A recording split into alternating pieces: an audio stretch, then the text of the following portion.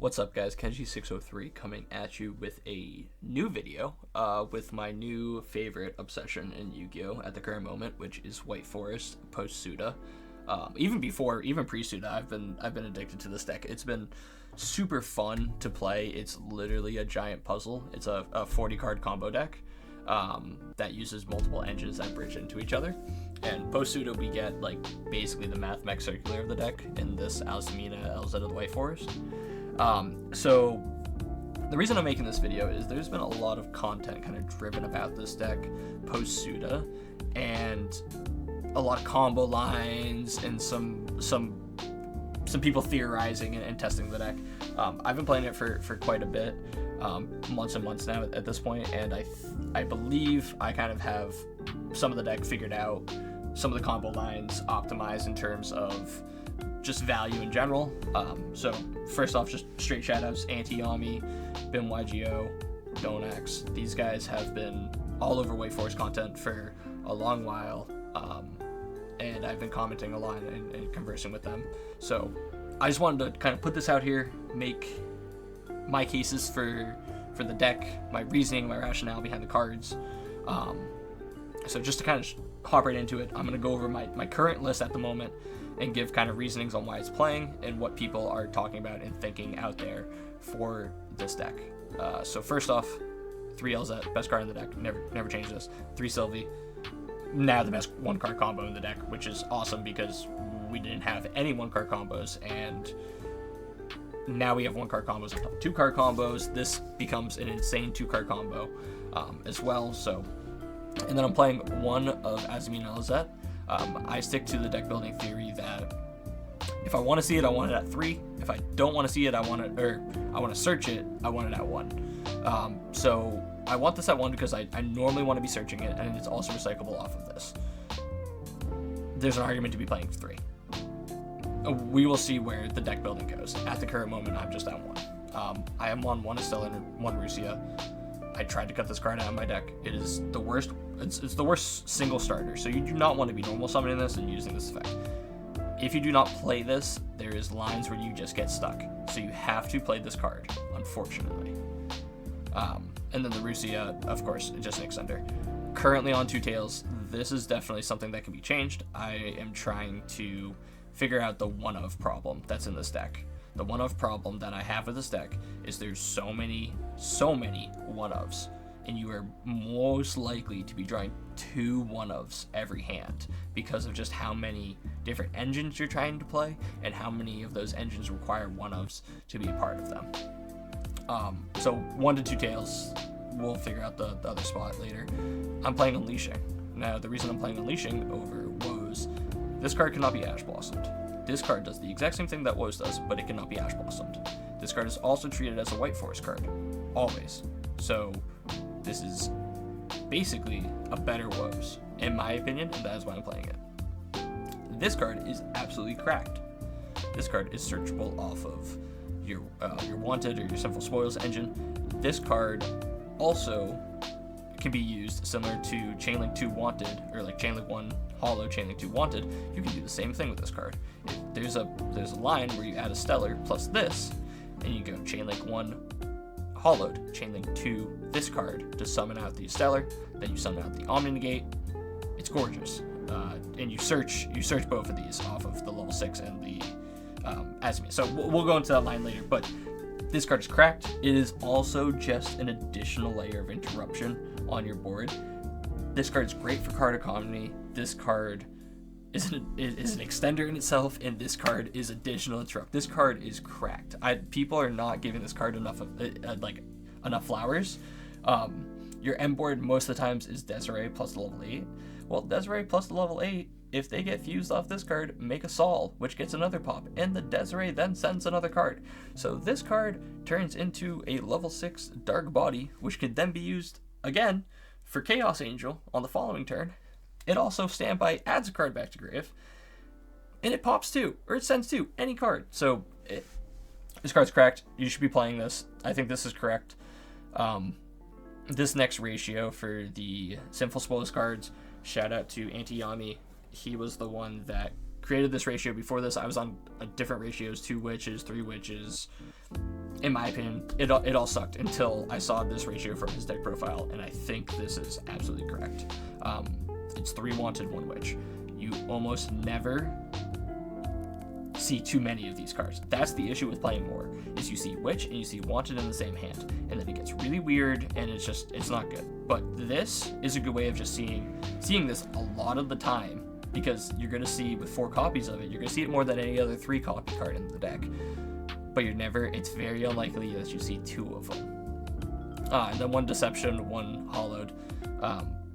The deck is centered around spells and traps. There's almost never a time where you have like free bodies in your hand or free monster cards in your hand to tribute off of this. So you want to be able to kind of get bodies on the field with advantage, and then use this to convert that advantage into an Omni Gate or into extenders. So that's why I'm only playing 1 of this card and not 3. Kind of self-explanatory on why you only play 1 of this card. Now, next, I guess, controversial engine. These 2 engines right here, while the Fiendsmith isn't controversial as if you're going to play, it's what kind of Fiendsmith engine are you going to play?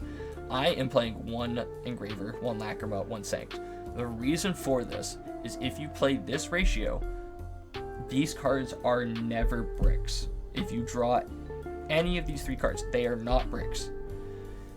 If you are playing just Fiendsmith, it's a brick.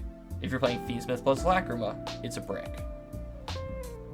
You basically end up needing that extra Fiend body. So, long story short, this is, in my opinion, the optimal way to play the Fiendsmith engine, because I am not looking to open the Fiendsmith cards, which sounds crazy. Everybody and their grandmother is playing Fiendsmith right now. I'm not looking to open the Fiendsmith cards. I'm looking to access them off of the Azamina engine. And what I mean by that is I'm looking to go Witch plus Rusialago, Rusialago plus Toy Soldier, Rusialago plus my normal summon or special summon, to then make Moon. And then I'm looking to add back the Hollowed Azamina, and then I'm looking to go Moon plus the Omni Negate, and then I'm going into my Fiendsmith cards via Moon. That is what I'm looking for, because the Azamina engine does a fantastic job of making a free Link 2, and the best free Link 2 in the game is the Fiendsmith engine. So to be able to maximize that and make sure that I'm not just seeing Fiendsmith Engraver as a brick, I'm playing these 2 extra cards to be able to make this engine be able to make Desiree consistently, which is way better in this list than making like a Caesar plus the Fiendsmith of Paradise. So that's why I'm playing these, so that they aren't bricks. There's an argument to take out the next engine and play a larger Fiendsmith package. Feel free to comment in the comment section below. Tell me what your opinion is on the Fiendsmith cards, and also this next engine, which is the toy engine. Now, I'll go for the pros. The pros of this engine: your 2-card combos are exponentially higher ceiling with the toy box cards in your deck. Toy blocks plus another card, and for the 2-card combos, are just always infinitely better through hand traps, through interruptions, than any other 2-card combo in your deck. Just facts. With the card economy, it's just better that way. The cons: you're adding 2 more 1-ups to your deck. Toy box also is not the most reliable card going second to resolve, because we're playing in a meta where Detonator is basically the barrier to entry for any deck. What I mean by that is any deck that you are playing right now needs to be able to deal with a Detonator going second to have a chance of winning going second. Toy box activated into a Detonator is a -1. So while it is a higher ceiling, there is some risk to it. But you can kind of mitigate that risk, which is what I'm doing here. If you see my tech cards here, there's 9 copies of a card that outs Detonator. So you can basically bait, grab a thrust, out the Detonator, activate your toy box, do your White Force combo, and at that point you should be able to play through the rest of the board with the Detonator out of the way. And most of the times when you thrust, you're getting Ultimate Slayer, so normally when you Ultimate Slayer, you're also getting rid of the cross negate via the mirror logic. So, long story short, you can mitigate the downsides of this minus the additional 1-ups. People are thinking about cutting this engine, and I am on the fence. I'm not saying I am absolutely right now, and I'm not saying I'm absolutely wrong. How I see it, though, is this gives me the highest ceiling that this deck can possibly have by playing these cards in my deck. Moving on to the tech cards, I was just explaining, all these tech cards help out or remove or stop Detonator from happening. Or, reversely, they also interact with the Fiendsmith cards and Malice cards as well. So, I'm playing 3 Ash. The reason I'm main decking this is because if you go first or if you go second, it's good. If you go first and they Fuwaros you, this is 3 more copies of cards that give you value if they Fuwaros you, which is going to be a thing always in this meta. So I was on Fuwaros over this originally, but I think this is just correct because Fuwaros does do a lot of damage to our deck. And reversely, Triple Text Thrust, another card that interacts when you get Fuwaros, another card that also outs Detonator. This card is cracked, so is Triple Tactics Talents. Most people are on 18 plus hand traps right now. These cards can solo a matchup. That is partially why I switched from hand traps to this type of style of tech cards, because the amount of people playing 18 hand traps that just hand trap, or you just hand trap them and then they activate one of these 6 cards, it's handshakes. There's nothing more handshakes than getting Talons or Thrust right now. So I was tired of losing to that. So I was like, all right, man, I don't want to play cards that basically just give my opponent the game via Talons or Thrust. So this is why I swapped it. It also works better because it gives you more spells and traps to send off White Forest effects. Also can be recycled, which is really nice. But yes, Thrust, outs Detonator, gives you Fuwaros value, great card. Ultimate Slayer, while it does nothing going first, it is the single most value card in the meta right now into Ryzeal, so I will be playing it. Post Blue Eyes, you can play the Maolong for it as well, and this card then becomes cracked into that matchup as well. And then again, Talents. What can I say? If I'm changing from hand traps to board breakers because I'm afraid of these cards, I'm playing these cards in my deck, right? So yeah, not much to say. You can solo this game. I play the Harpies. This could move to the side. I'm not entirely sold on it because it isn't an out to Detonator, but it is really good right now into Malice. It's even good into Ryzeal when they set a couple cards trading for the cross. And like I said, Imperm is really impactful still. Next card is Black Goat Laughs. This is my thrust target for if they interact with me. This card is cracked. If you set this card and they start playing the Fiendsmith stuff, you just call Fiendsmith Requiem. Alright, good luck, man. Your Fiendsmith actually turned off. If you draw this going second, you can send this off any of the White Forest cards, off Witch, all the Wannons get to it. So, like, this card is insane because it becomes super value going first if you get Fuwaros, and then it also is cracked going second because it's literally just a board breaker. So you don't mind drawing this going first or second. If you guys are kind of seeing a theme here, most of the cards that I play are good into what is used against you, as well as good into what you're looking to try to stop and overcome. So this card's cracked. There's an argument you do this and play 3 more of these because you just want to see it. So yeah, that's the main deck. I put some cards of controversy down here, if you will. These were just hand traps. Again, if you're not playing the toy box and you're less concerned about getting hit with Talents or Thrust in this deck, then you can play hand traps. I guess one of the things I didn't bring up with the Talents and Thrust, the reason why it hurts so much for this deck is this is 2-card combo decks that require discards, that require like cost. So getting Talents for a singular card might mean that you're not able to have a second push or a third push because they have Talents. So that's why it's so massive in this deck to not get Talents. And then Woes over the Unleashing, which I just think it's... Unleashing accomplishes the same thing, and this gets ashed. This gets ashed so much. It lets your opponent's Ash Blossom for 6 card be actually like super valuable. So I just think this card's infinitely better. And then this is the additional Fiendsmith cards. The reason I don't play Lurie in Tract is Lurie is just an additional normal summon, an additional brick. You already play 5 normal summons with Lacrima, a Stellar, and the 3 Sylvie, so that's 5 and 40. So going over that, you're going to draw more than 1 normal summon and then have irrelevant cards in your hand, which is not always the best. Again, more copies of this. You can play You can play 3.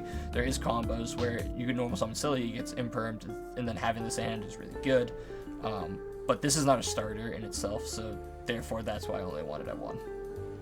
And then the Link 3 for the Fiendsmith, I don't think you need this card. If you're going to be playing the Link 4, you almost always have the extra body that's Sequence, Desiree, plus an extra body to make this, and then this can also just provide the Desiree and then attach this. So the Link 3 I don't think is needed. It's good in the terms of if you're trying to see Fiendsmith plus Toy Box together, because that's full combo, but if you don't have Link 3, that's not full combo, so it does offer some utility, but the extra deck's too tight for me to warrant playing this. This card's really good, but obviously until Blue Eyes comes out, there's no reason to be playing this. We'll go back through the extra deck and put the controversial cards at the end here. So obviously you play these 3, obviously you play Chaos Angel, obviously you definitely play these Azamina. You can play Guardian Chimera instead of this. I like this better because it has the option, if it stays around during the standby phase, to add back a card, which is bonkers. So recursion's always nice, going +1's always nice, obviously. And then the Fiendsmith package, again, explain the Link 3 reasoning here, but you definitely play all of these, and you normally want to go into these via the moon. And then SP, obvious. I think like most decks right now are just playing these 2 cards as like kind of your generic in every extra deck staple. And then these last 3 cards are the controversial ones. So if you're playing Slayer, you're definitely playing Mirror Logic. You're either siding it or you're playing it in the main deck. I'm choosing main deck, so this is basically a brick slot that's just staying in my extra deck to make sure that I get insane value off of this card. And then Abu, you can play it or you cannot play it. In my opinion, it's good because it's an additional interruption, and it also helps trigger your effects because this is cost to discard. So these will reset. This will reset. This was summoned from grave. So there's multiple ways for you to get value, a lot of value off this card. And then for some reason, if this thing stays the standby phase with the amount of different types of monsters in your graveyard, you got Fiend, Illusion, Spellcaster, all in your graveyard. If you have, an SP in there, like you can have so many. Oh, sorry, I forgot Illusion. You basically get a Saryusha for free if you let this thing stay around for the standby phase, which is bonkers. And then the next card, which may be or may not be in the deck, these 2, this is the spot for this. This card can be used if you just open Sinful Spoils cards to get to your White Forest engine without playing any more main deck bricks. And how you do it is you go, let's just say Witch plus an Ash Blossom and a Wanted. You go Witch, send Wanted, set Deception off the Witch, and then Deception effect, send the Ash Blossom from hand, grab the Hollowed, activate Send Deception to get the Rusialago. Rusialago effect gets this thing. So you now have Rusialago Witch, this in hand. You go the Witch and the Rusialago into this, and then you go the Hollowed and Grave to put back the Rusialago, add this back to hand, special this from hand, this plus this into the level 6. The level 6 sends the Hollowed, and then this adds a Sinful Spoils card, and this adds a White Forest card. So now you've effectively got back to your engine, and then at that point, the goal is to be getting another level 2 to go back into this to add back the Hollowed so that you're able to abuse it again, and make your Omni negate, and then into your Fiendsmith line. So this card helps bridge if you are bricking on this. It's hard to know if that's worth it right now, depending on how you deck build. If it's something that keeps coming up for you, where like, dang, I really wish I could get to the White Forest engine right now, this might be the card to play in this slot. So that's my thoughts on the deck. I would love to hear other people's reasonings and theories behind it. I love this deck. I think it's a sleeper pick for this meta. I think not enough people are looking at it. So yeah, let me know your thoughts, what lines and what you would change in the deck down below. I appreciate you guys listening and just kind of conversing with me through the comment section. So I hope to have some good conversations and discussion about this deck going forwards. Again, shout out to those yugitubers that I've already been kind of going back and forth with. So hope you guys enjoyed the content, and we will see you in the next video.